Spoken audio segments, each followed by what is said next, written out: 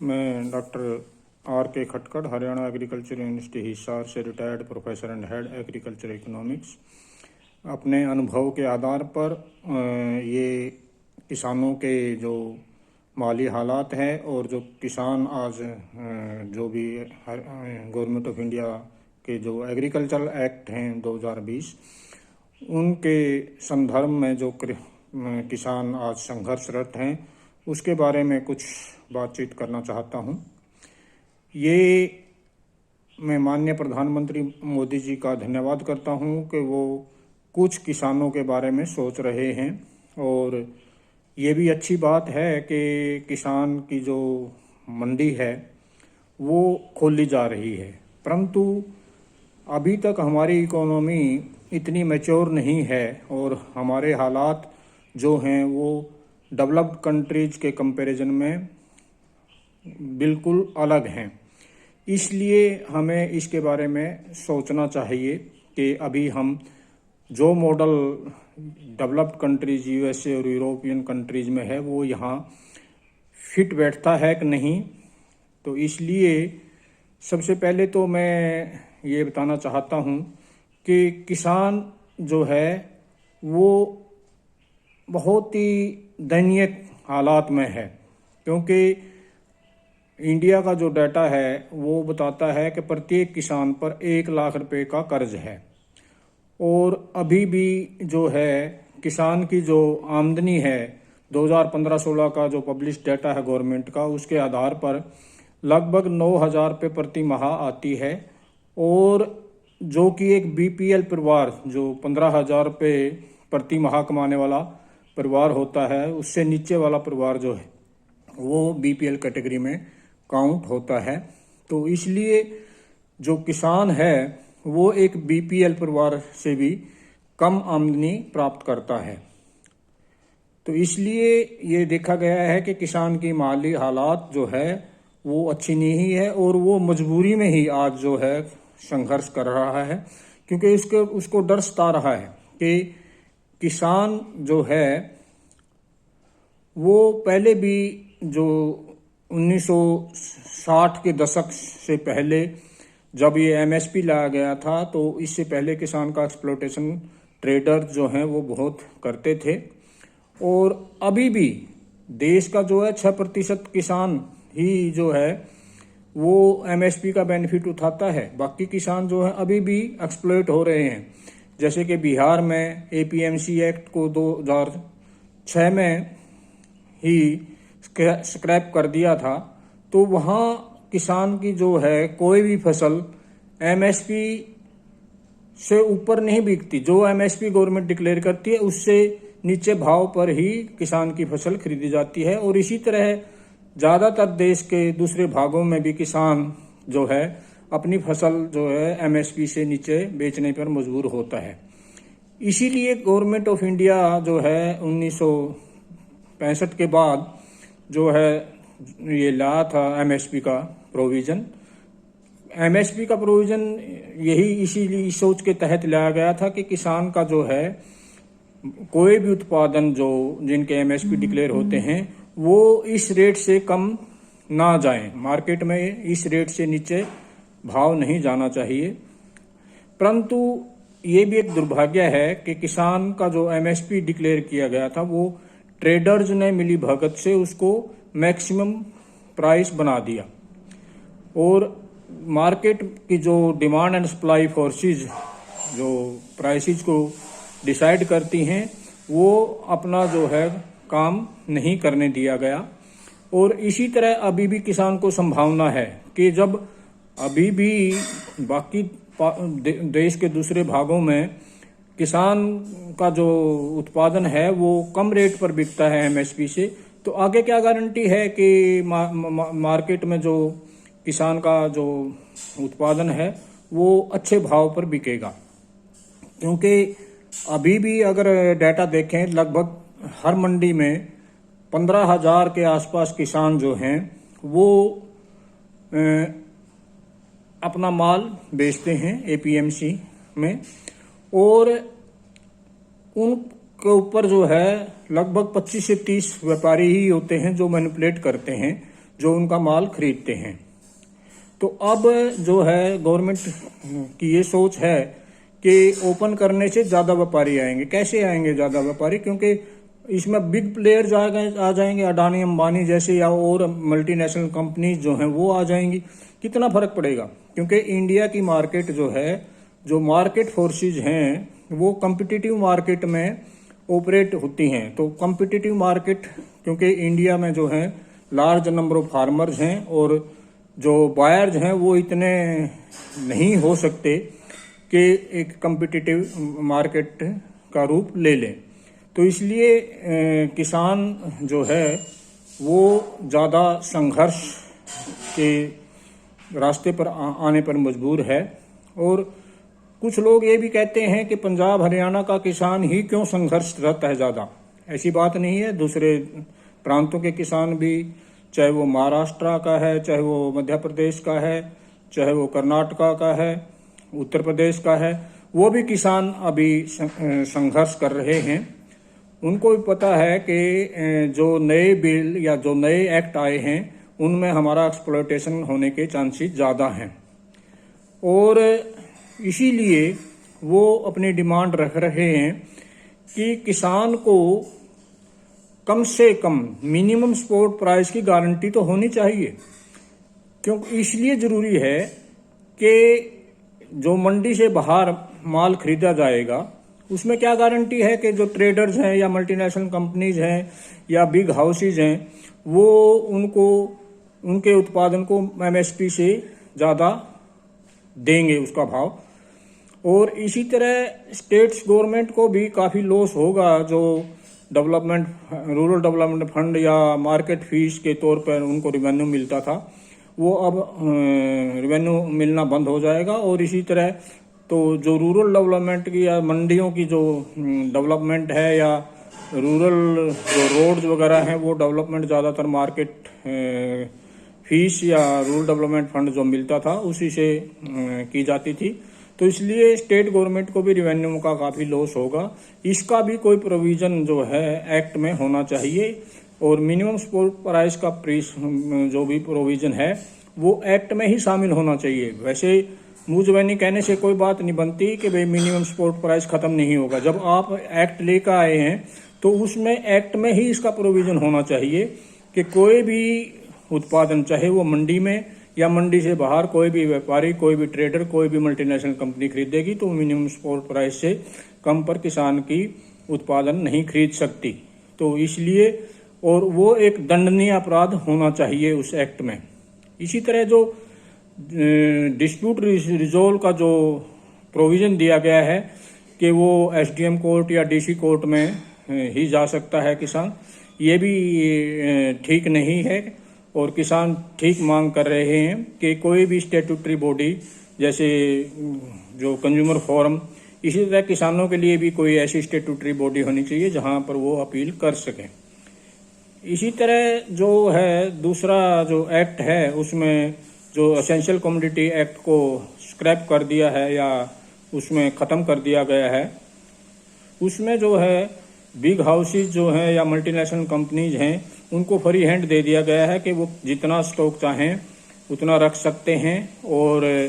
जिस भाव पर बाद में अपने स्टॉक को बेचें वो बेच सकते हैं। तो इस तरह बेलगाम जो मल्टीनेशनल कंपनीज या बिग हाउसेज या ट्रेडर्स को छोड़ना भी अच्छा नहीं है, क्योंकि वो उसमें ब्लैक मार्केटिंग और जो मनचाहे भावों पर मुनाफाखोरी का जो है बाजार खुला हो जाएगा। और इस तरह किसान भी, ज़्यादातर किसान जो हैं वो अपने सीजन के बाद मंडी से ही खरीदते हैं या बाहर से ही अपना घर का गुजारा के लिए खरीदते हैं। तो और जो और कंज्यूमर है वो भी इन्फ्लेशन के बोझ के नीचे दबके रह जाएगा। और किसान जो इस पोजीशन में नहीं है कि किसान जो है वो इस एक्ट के तहत फ़ायदा उठा सके, क्योंकि मोर देन 80% जो फार्मर्स हैं वो सीमांत और छोटे किसान हैं, और वो उनके पास ना तो इतना धन है कि वो इस बिजनेस में आके अपना स्टॉक इकट्ठा करें परचेज करके, और ना ही वो फ़ायदा उठा सकते हैं, क्योंकि उनकी ज़रूरतें हैं जो वो ही मुश्किल से पूरी होती हैं और वो मजबूर होते हैं कि नई फसल जो है अगली दूसरी फसल के लिए जो भी खर्चे करने पड़ते हैं उनका वहन करने के लिए, या जो घरेलू खर्चे हैं उनका वहन करने के लिए उनको मजबूरन जो है अपना जो भी उत्पादन है वो बेचना पड़ता है। और ये भी एक दुर्भाग्य की बात है कि किसान जो है वो अपना उत्पादन तो होलसेल प्राइसेस पर बेचता है और वो भी उसके द्वारा निर्धारित नहीं होता, खरीदार द्वारा निर्धारित होता है। और जो भी उसकी ज़रूरत की चीज़ें हैं या एग्रीकल्चर के इनपुट्स हैं वो सभी वो रिटेल प्राइसेस पर खरीदता है, इसलिए वहाँ भी उसको काफ़ी नुकसान उठाना पड़ता है। और तीसरा एक्ट जो है कॉन्ट्रैक्ट फार्मिंग का, वो भी अभी तक बेलगाम जो अगर मल्टीनेशनल कंपनीज को या ट्रेडर्स को या बिग हाउसेज को अगर ऐसे ही कॉन्ट्रैक्ट करने का प्रावधान दे दिया जाए तो वो एक्सप्लॉइट करने में माहिर हैं ही पहले से ही और सक्षम भी हैं। तो इसलिए उसमें भी एक प्रोविज़न होना चाहिए कि कोई भी जो कॉन्ट्रैक्ट है वो कॉन्ट्रैक्टिंग फर्म किसी भी किसान के साथ मिनिमम स्पॉट प्राइस से नीचे कोई भी कॉन्ट्रैक्ट नहीं कर सकती, और जो कॉन्ट्रैक्ट की टर्म्स एंड कंडीशंस हैं वो बराबरी की होनी चाहिए। और अगर मान लिया किसी भी कारणवश वो उत्पादन को रिजेक्ट करके और ओपन मार्केट में अगर प्राइसेस डाउन हैं वहाँ से खरीद कर और मार्केट में जो है किसान को मजबूर करें कि वो जो लो प्राइसेस पर अपने उत्पादन को बेचें, तो वो भी एक कॉन्ट्रैक्ट का जो है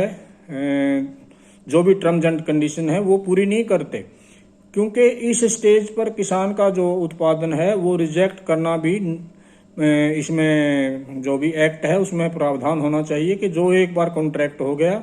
उसकी क्वालिटी पैरामीटर जो हैं वो किसान से उत्पादन के समय पूरा मॉनिटरिंग करके और सुपरविजन करके उनको गाइडेंस दे के वो पूर्ति की जाए, न कि उत्पादन को जब बेचने का समय आए उस टाइम किसी भी बहाने पर बनाकर क्वालिटी पैरामीटर्स का बनाकर साइज का बनाकर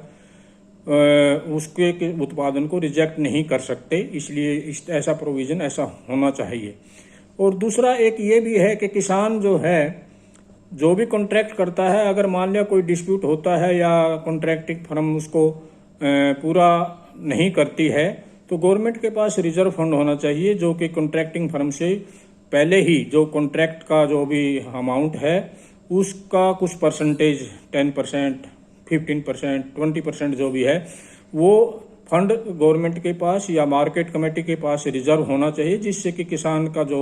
नुकसान होता है उसकी भरपाई किसान की कर दी जाए उस फंड से। और ये भी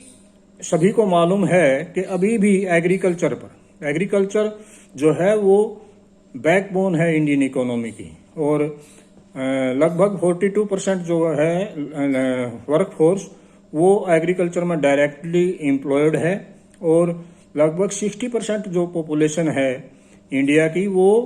एग्रीकल्चर सेक्टर से ही अपना निर्वहन करती है। तो इसलिए इस सेक्टर को इग्नोर नहीं किया जा सकता, और किसान भी रीढ़ की हड्डी है समाज का। जैसे एग्रीकल्चर रीढ़ की हड्डी है इंडियन इकोनॉमी का, ऐसे ही किसान जो है समाज का एक रीढ़ की हड्डी है, क्योंकि इतने बड़ी पॉपुलेशन का पेट भरता है किसान अपनी मेहनत से। और किसान को मजबूर ना किया जाए कि उसको बेचारे को जो और नुकसान उसको नेचुरल कैलेमिटीज से उठाने पड़ते हैं, तो कम से कम हमारा सभी का फर्ज बनता है, गवर्नमेंट का ज़्यादा फर्ज बनता है कि वो मार्केटिंग रिस्क जो है फार्मर का वो मिनिमाइज करने की कोशिश करे। और मैं प्रधानमंत्री नरेंद्र मोदी जी से पुनः प्रार्थना करता हूं कि इस जो भी एक्ट्स में खामियां हैं उनको जल्दी से जल्दी ठीक किया जाए, और जो किसान डिमांड कर रहे हैं उनकी डिमांड्स की पूर्ति जल्द से जल्द की जाए। ऐसा ना हो कि जो ये एजिटेशन चल रहा है ये गलत हाथों में, बैड एलिमेंट्स के या डिस्ग्रंटल्ड एलिमेंट्स के हाथ में चला जाए, क्योंकि पीछे का एक्सपीरियंस अभी तक यही कहता है कि कभी भी ज़्यादा प्रोलॉन्ग जो भी एजिटेशन होते हैं वो उसमें बैड एलिमेंट या डिसग्रंटल्ड एलिमेंट घुस जाते हैं और वो उसको नुकसान पहुंचाते हैं। तो ऐसा ना हो कि ये गवर्नमेंट के हाथ से भी या जो प्रोटेस्टिंग फार्मर हैं उनके हाथ से ही एजिटेशन ना चला जाए। और किसान जो है वो एक बहुत ही दयनीय स्थिति में है। लगभग जो है कितने किसान प्रतिदिन जो है सुसाइड करते हैं, तो उनके बारे में भी प्रधानमंत्री जी ने सोचना चाहिए। और क्योंकि उनकी मजबूरी है। और जो है किसान को एमएसपी भी क्या दिया जाता है, एमएसपी जो है जो A2 cost plus family labour add करके ही दिया जाता है उसका 50%। जबकि स्वामीनाथन जी जो कि हमारे ग्रीन रिवोल्यूशन के दाता हैं, कर्णधार हैं इसके ग्रीन रिवोल्यूशन के इंडिया में, तो वो उन्होंने सोच समझकर ही ग्राउंड रियलिटी को जानते हुए उन्होंने रिकमेंड किया था कि टोटल कॉस्ट C2 होना चाहिए प्लस फैमिली लेबर। जो भी C2 कॉस्ट है उसका 50% जो है वो प्राइसेस होने चाहिए, डिसाइड जो भी रिकमेंड करता है CACP। और गवर्नमेंट ने जो भी प्राइसेस जो हैं वो टोटल कॉस्ट के ऊपर 50% जो ऐड करके वो देना चाहिए। और देखा जाए इवन डेवलप्ड नेशंस भी जो USA है या यूरोप है, वो भी अपने किसानों को, जो कि उनके यहाँ वॉलमार्ट या मल्टीनेशनल कंपनीज तो बहुत पहले से ऑपरेशन में हैं, और वो उनको भी किसानों को अपनी सपोर्ट देनी पड़ती है। वो लगभग $400 बिलियन की मदद देते हैं। और इवन चाइना भी लगभग हमारे से जो PSE पब्लिक सपोर्ट एक्सपेंडिचर है जो फार्मर्स को सपोर्ट देता है, वो लगभग 15% के आसपास है। और हम जो है अपने फार्मर्स को सारी सब्सिडी मिलाकर भी 5 से 7% जो है टैक्स कर रहे हैं फार्मर को। हमारा नेगेटिव है 5 to 7% जो PSE है। और जो डेवलप्ड नेशन है और जो यूरोपियन कंट्री, अमेरिका वगैरह जो भी और अदर डेवलप्ड कंट्रीज हैं, वो इवन WTA के प्रोविजंस के लागू होने के बावजूद भी वो ग्रीन एंड ब्लू बॉक्सेस का प्रोविजन उन्होंने अपना रखा है फार्मर्स को सपोर्ट देने के लिए। वो डायरेक्ट फार्मर्स को सपोर्ट देते हैं। तो इसलिए हमारा किसान उधर से भी WTA के प्रोविजन जो हैं उनके तहत भी अगर हम सारी सब्सिडीज को जोड़ लें तो भी हमारा फार्मर जो है वो नेगेटिव सपोर्ट मिल रही है उसको 5 to 7%। तो अब ये जो मिनिमम सपोर्ट प्राइस की जो गारंटी चाहता है किसान, वो उसकी एक मजबूरी है। क्योंकि उसको मालूम है कि जब तक हमारी इकोनॉमी मैच्योर इकोनॉमी नहीं होती और जब तक डिमांड एंड सप्लाई फोर्सेस जो हैं वो ऑपरेशन नहीं होती मार्केट में, तब तक उनको कम से कम गारंटीड प्राइसेस की तो गारंटी हो और उनका एक्सप्लॉयटेशन कम से कम हो सके। और उनका नुकसान जो प्रधानमंत्री जी कोशिश कर रहे हैं कि 2022 तक फार्मर्स की जो इनकम है वो डबल होनी चाहिए, परंतु अगर हम पीछे का डाटा देखें तो हमारी जो रियल इनकम है फार्मर की वो 3.7% के हिसाब से बढ़ रही है। और हमें डबल इनकम करने के लिए कम से कम 15-16% ग्रोथ रेट अचीव करने की ज़रूरत है एग्रीकल्चर में, जो कि बड़ा असंभव लगता है। क्योंकि अभी तक भी जितने भी प्लान्स हैं हमारी, उसमें एक आधी ईयर छोड़ के